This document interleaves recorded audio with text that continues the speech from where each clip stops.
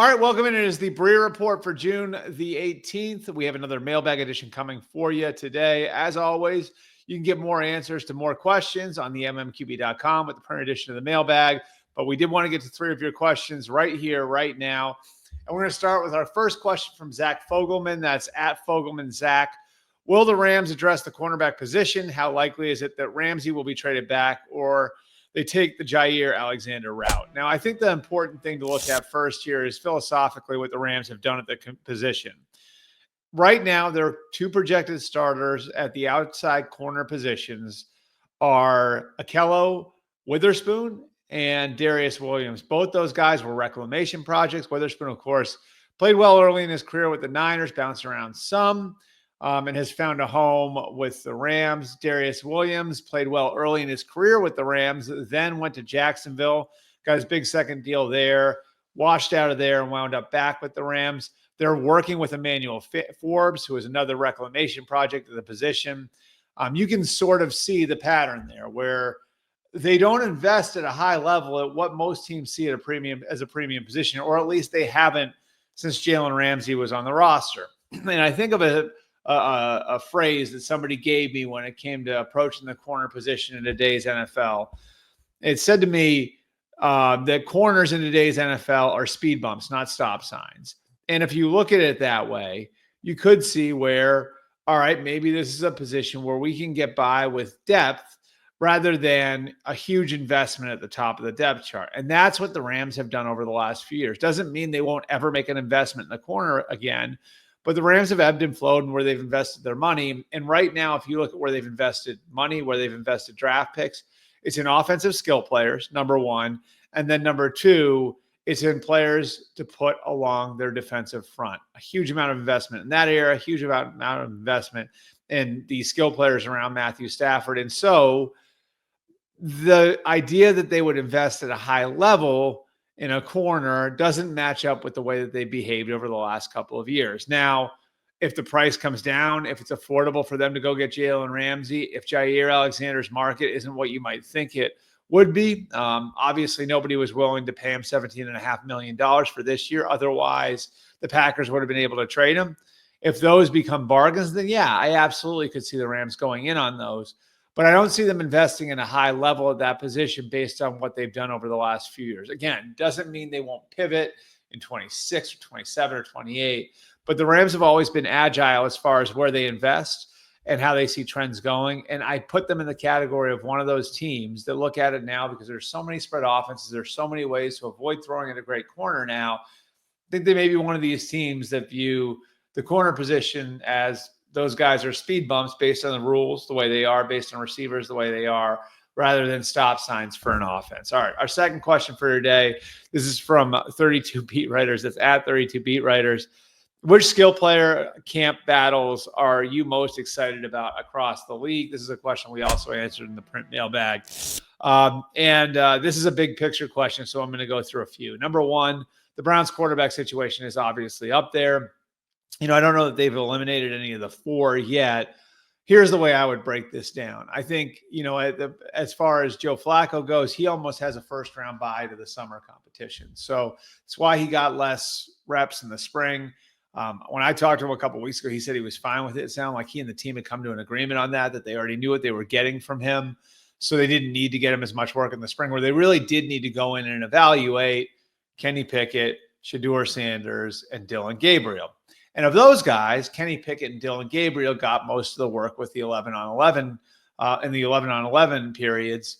And so that, I think, is a product of Shedeur Sanders still having some catching up to do. Of course, Dylan Gabriel played a ton in college, played at 3 different schools, had 6 years in college, started in every one of those years.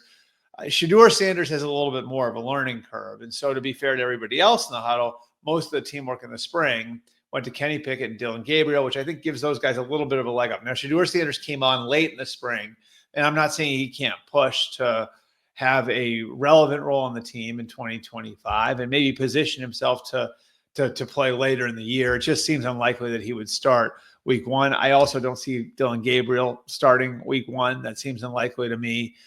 It just feels like in that competition, Joe Flacco's got a leg up. A couple other competitions I've got my eye on from an offensive skill standpoint. The 49er receiver position is interesting just because Brandon Ayuk, his status for week 1 coming off the torn ACL is up in the air. That means Ricky Pearsall, Juwan Jennings will play prominent roles, but how do they fit into the offense when Ayuk is healthy again? They're fighting it out there. You got Demarcus Robinson, who comes over from the Rams, kind of a reliable old vet. Jacob Cowing is somebody that the 49ers have really wanted to keep working with and who could have a real role in the team. And so, seeing Pearsall and Jennings and Cowing and Robinson and Camp will be important for where they are in week 1, but it'll also be important as far as sorting out roles as they go on in the season. It could be affected by, how much you see 2 tight end sets. What do Ross Dwelly and Luke Farrell look like opposite George Kittle? So lots of moving parts, but I think because there are all those moving parts, the position battle at receiver with the Niners becomes really, really interesting. And again, because of the tight ends, because of the Ayuk factor, it'll be important for guys like Pearsall and Jennings, and then Cowing and Robinson behind them to really hit the ground running when they get to the summer.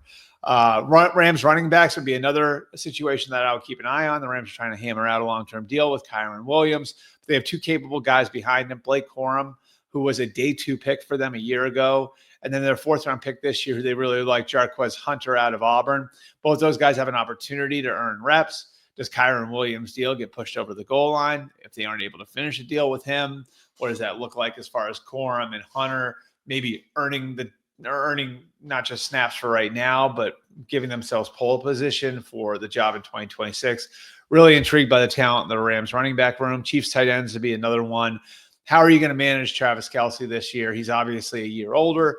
How does Noah Gray factor into that? They have a rookie, I'd say, dark horse there in Jake Briningstool, a guy that they really liked as an undrafted free agent who had a really, really strong spring. He'd be a name to keep an eye on. And the Dallas running back would be another position to watch. Almost feels like the Cowboys to some degree were affected by the Ezekiel Elliott contract negotiation, the way that a few years ago had a long-term effect on the way they stacked the position.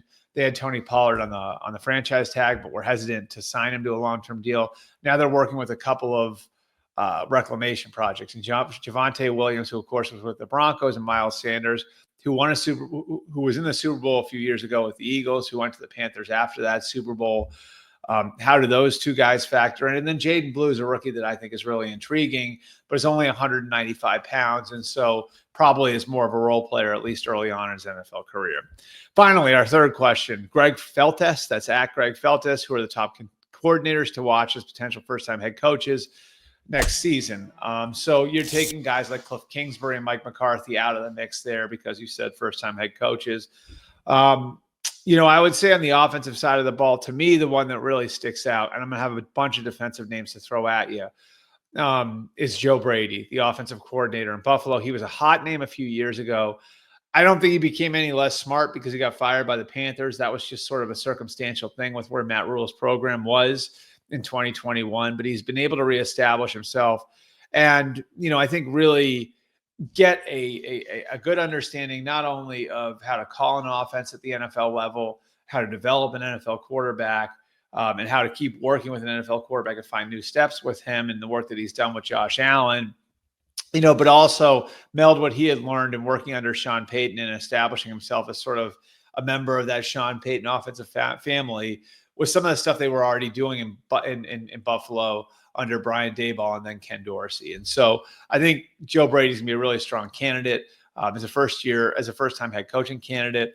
I think Mike Kafka, somebody who's interviewed a bunch over the last couple of years, the Giants offensive coordinator, would be another name to watch if they're able to somehow make themselves into a contender, whether it's with Russell Wilson or Jameis Winston or Jackson Dart at quarterback. I think he's a really interesting name to watch because he has impressed in interviews and he did play in the league, which is a plus for a lot of these guys. Speaking of guys who played in the league, I think Zach Orr in Baltimore, their defensive coordinator, would be an interesting name to watch. Not one that's generating a ton of buzz right now as a head coaching candidate, but he's where Mike McDonald was a couple of years ago in establishing himself as a defensive coordinator, having some ups and downs his first year out of that Baltimore program. Now going into year 2, I think Baltimore's got a chance to become pretty dominant on defense.